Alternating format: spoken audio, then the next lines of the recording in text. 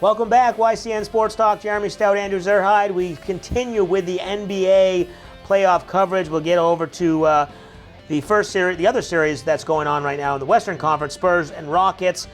Good game last night, goes to overtime. Rockets are hanging. It looked like after game one, they had the upper hand, then the Spurs win 2 in a row, regain home court, but the Rockets win game 4, and now an overtime loss that they had a chance to tie it up at the end.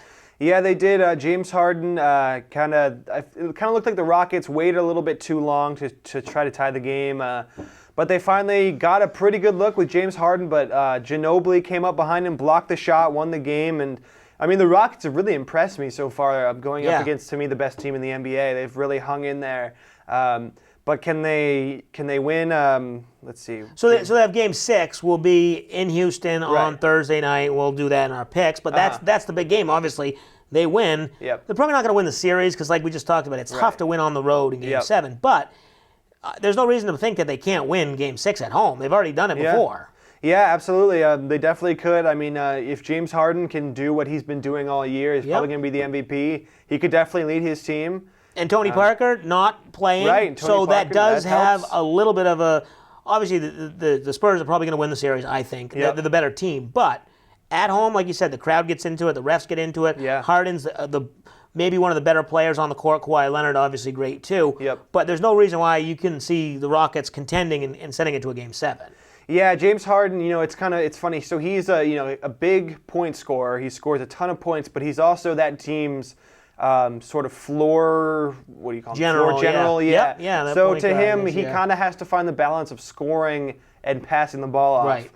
When he scores 30 or 40 points with 10 or 11 assists, I mean, that's a good obviously night. That's really good, but to him, that's kind of the perfect level. We've seen some nights where he'll score 13 or 14 points, but he'll have 16 or 17 assists. But then his team might not win that game, so he has to find that balance. Yeah, exactly. Okay, so two teams that didn't find too much balance because they blew through their first 2 rounds, the Cavs and the Warriors, both 8-0 so far in the playoffs, sweeping their first 2 rounds.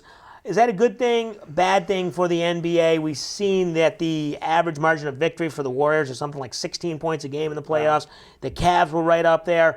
A lot of people are on different sides. Some people say it's not good because they're just blowouts. Other people say, hey, I like watching greatness, and these two teams and players are great, so give me more of it. I think I'd like to see, I think the Rockets and the Spurs really on the western side can contend with the Warriors, but on the eastern side, it's really the Cavaliers alone. I mean, is it a good thing or a bad thing? I think it might be a bad thing if there was one team who dominated everybody and just there was no competition. But, I mean, there's multiple teams. I don't think it's necessarily a bad thing. Obviously, if you're from Cleveland or you're a Warrior fan, obviously you love it. But what would you do? I mean, how would you, if this was a bad thing, how would you even fix it, right? I mean, what would you? Would you limit how many players can? I don't even know what you would do. And they've tried to limit it to some degree with the salary cap. I mean, that's the whole point of why that was invented. But even teams have found, and I don't mean this in a bad way, but teams have found a way around it. Because they've gotten 3 really good players. And, Big 3 as they're now all dubbed. And then they get a bunch of scrubs or a bunch of bench players. And whoever gets the best bench players, is a better team. I would think this would be a bad thing if one team dominated like the Warriors for maybe, more than a few years. I mean, if it was, I know the Heat kind of did that when LeBron was there. But I mean, if there was just that one team, I mean, kind of similar to the Patriots almost, where they dominate all the time. But there's multiple teams who are really good, so to me, I don't think it's a big deal. And we'll see, this year the Celtics are looking strong and they're on the upswing.